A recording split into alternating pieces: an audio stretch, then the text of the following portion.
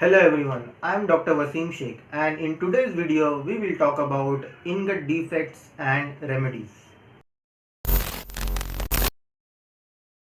So in an earlier video we saw the structure of ingots and castings. So we saw how the ingots are solidified and what are the different zones that are formed when we are solidifying these castings or these ingots. So during these casting, when they are solidified, there are many defects that are formed. So how these defects are formed and what we can do to prevent these defects, let us see that. So we have a shrinkage that is happening when we are solidifying a material from a liquid state to a solid state. And during this shrinkage, basically what is happening is there is a approximately 7% of a shrinkage of the material. So the material contracts about 7%.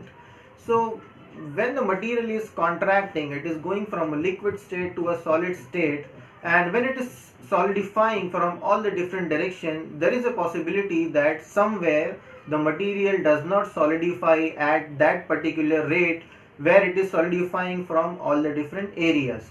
So in such cases we can find a cavity that is produced. So a cavity is nothing but a defect.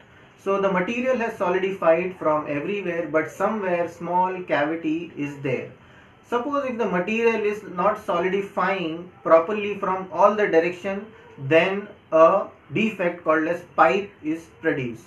So shrinkage, as we see, almost all the material, they are dense in the solid state than in the liquid state. So during solidification the material contracts, so it becomes more denser and it shrinks as much as 7%. So the bulk of the shrinkage occurs, as I told earlier, as cavities if the solidification begins at all the surface of the casting, and then as pipes if the surface does not solidify properly or there is a process of solidification is going slower and faster. So what will happen is that the cavity it might happen on the surface of the material, but internal cavities are called cavities, and when it is on the surface these cavities are called as pipes. So basically the presence of such cavity will create a huge problem, because sometimes you can imagine, suppose if you have a zinc ingot, so you are having a zinc ingot and then suppose there is a cavity inside the zinc ingot. So sometimes what will happen is, if water vapor condenses in this zinc cavity, basically when you are going for hot dip galvanizing, such processes are there, and when you are again dipping that in hot material, there is a possibility that it might explode. Okay, so there might be an explosion because of these cavities. So such things are there. Not only zinc, this is an example of zinc I am giving you, but there are other materials as well. If these cavities are there, then they will expand or contract in a certain way. They will react with the gases, they will react with the water vapor, and then they will create some problem. Some cavity will break, there may be failure, or in worst cases there might be an explosion. So it is highly undesirable that we have such kind of cavities and pipes. So we have to do something about it, and we'll see what is the remedy for that. So basically the remedy for shrinkage is to provide a riser. So now this term riser, what is a riser? So here in the image you can see that the casting is there, and then you are providing some extra material in terms of riser. So riser will basically make sure that the casting is completely full, because there is a thing called as gate design or design of the mold. In that you have all the different gates, you have the riser, all these aspects are there which are connected to the casting. So the casting is not only one thing, it has lot of different aspects when we are designing a mold, and riser is one of them. So you are filling the material from one side, that is the sprue, and from the other side you are ensuring that the casting is completely full by using a riser. So the riser, you have to design the riser in such a way that the material which solidifies in the riser should be the last material to solidify. So basically what will happen if such case is there, if you have any problem like pipes, that will come in the riser, and riser is an extra part of the mold or the casting. So what you can do is you can cut off, you can have a parting of operation, you can remove the riser and you can again send it for remelting. That material is the same as the casted material, so you can again send it for remelting. So you have the entire casting without any pipes or without any defect or without any shrinkage basically. So that is the main purpose of the riser, that it will make sure that the casting is completely full and the last thing which is solidified is the material in the riser, and even any cavity or any pipes are there, then we can easily have a parting of operation. So that is the remedy for shrinkage. So as the casting solidifies and shrink, the liquid metal flows from the riser into the casting and it fills all the shrinkages and voids. So sometimes what might happen if there is any porosity or any gaps which are there in the casting, so the material from the riser will be fed to the casting to remove all these gaps and cavities. So it will work in both the ways. It will make sure that even there is a pipe or anything, it will be there on the surface of the riser only, and if at all there is any cavity, it will make sure that it will feed the material to the casting and make sure that there is no void or no shrinkage or no cavities. So we need only to ensure that the riser solidifies after the casting. So that is the main thing that you want to know. If the riser itself is solidified first, then how it will provide the liquid material to the casting? So that is unimaginable. That is not a good design of the riser or not a good design of the gating system.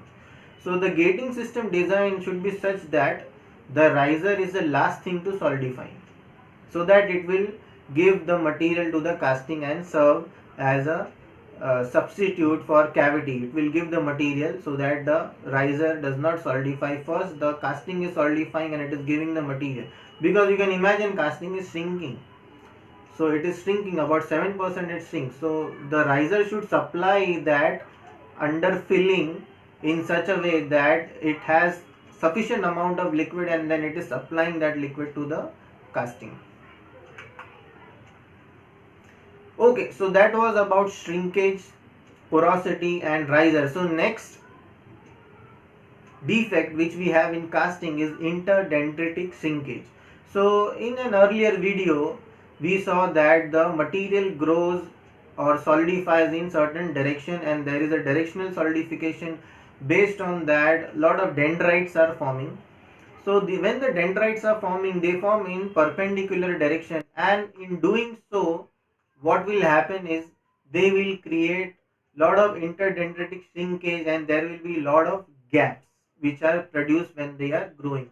So as they are growing in perpendicular direction, some part is there which does not get properly filled or solidifies and there is a gap which is there, and that gap is formed because of the interdendritic shrinkage. So this consists of small shrinkage pores which are there between the dendrites, because these dendrites are perpendicular in direction. So this defect also called as micro shrinkage because it is at a very microscopic level. So it is also called as micro shrinkage or shrinkage porosity, and it is difficult to prevent by the use of riser. You might have thought about that by this time, that why we are not talking about riser, because this is again it is a shrinkage, but this shrinkage is at such a microscopic level that even the riser, it will not help. So now let us see what is the remedy for that. So the remedy for preventing interdendritic shrinkage and these micro small gaps is that we need to have a faster cooling rate.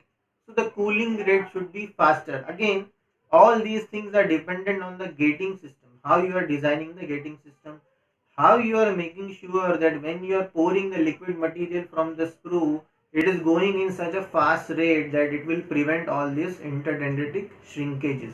So the remedy for that is you need to have a faster cooling rate to reduce this problem. So the dendrites may be shorter, permitting liquid to flow through the dendritic network to the solidifying solid interface. So that is the remedy for that. So interdendritic shrinkage is a defect and having a faster cooling rate is the solution for that, or is the remedy for that. So shrinkage occurs between the dendrites and the arms. So you know that it is growing in the perpendicular direction. So you have dendrites and you have arms, and as they are growing, they will have some sort of porosity or gaps in between them. So small secondary dendrites are also growing and they are having some spacing.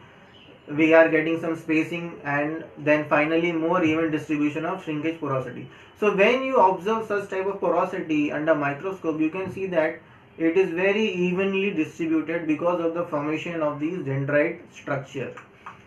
Then what happens is short primary arms can help avoid shrinkage. So even sometimes if we have short primary arms, they can sometimes prevent the formation. They can prevent, they cannot completely eliminate. So that is one thing. So such type of shrinkage can only be prevented, but they cannot be eliminated. If you want to eliminate them, you have to have a faster cooling rate. Again, all these things are dependent on the gating system.